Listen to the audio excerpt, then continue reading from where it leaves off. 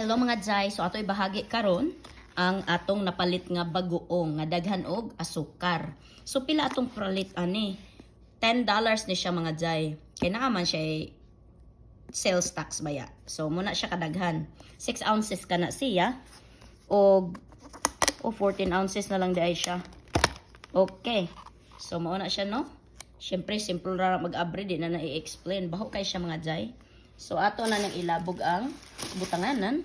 Karon ang mahitabo ato siyang bahino, nakita ninyo ning gitawag og portion cups, portion container with the lid, LID lid. Okay. Pwede po yung cover pero dito sa Amerika LID ilang tawag lid. So LID no, lid. So sa kuha na siya kanang muna ilang common diri nga words. So atong bahinon ing-ani lang kadaghan or pwede na to gamayan depende sa atong gusto. Nganong atong bahinon mga day? Kay aron dili ang kutsara mag balhin-balhin o kani dako-dako agoy, dako ra kayo. Ang kutsara nga gikan gihungit sa ba dili gamiton nga magkuha dinhi sa daghan nga bagoong or alamang. Tamis ni siya actually, parat nga tamis kay gibutang ang daghang asukar sa naghimo syempre.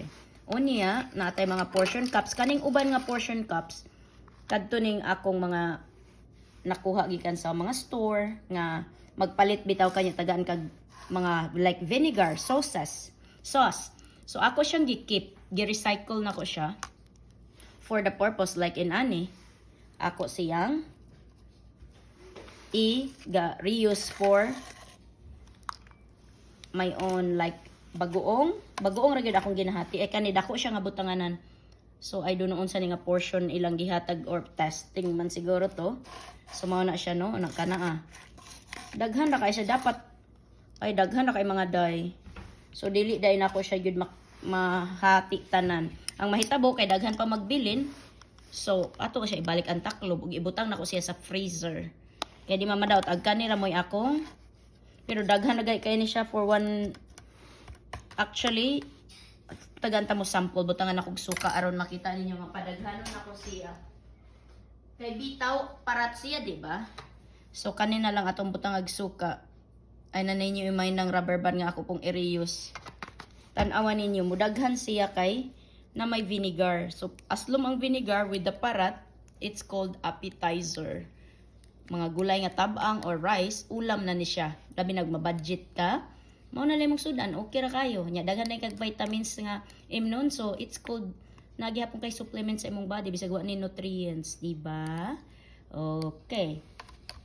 So nadaghan na siya but anyway di pa nako ni siya kanon ug di nako siya ibutang sa ref. Pero kaniud daghan na kay siya mga day oh. Nya since ibalik naman nato ning kuan, ibalik naman nato ni kay napa may bilin. Bi may nusa nato ni bi, edi pud pwede nga daghan kayo sakto na na. So mao lang na siya ang atong bahagi sa today nga video. For this portion is bagoong portion na siya no. Unya di na ko ilabay ang taklob because di man lagi daghan man day kaayo na unya $10 nya kapila na nimo kanon. So mo na siya ang content din ha. Ang imong $10 unsaon nimo pag-budget kung in terms of buying one item. So na-apply na ko diri sa akong bagoong no. Nga ako napalit na daghan pa kay bilin.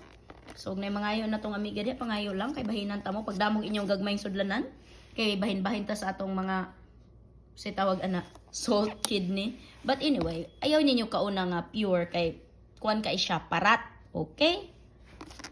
Portion aron isa pa nga advantage ang kutsara nga gibutang sa ba gitilap pa di na ibutang og kandos dinhi that is called hygienic way.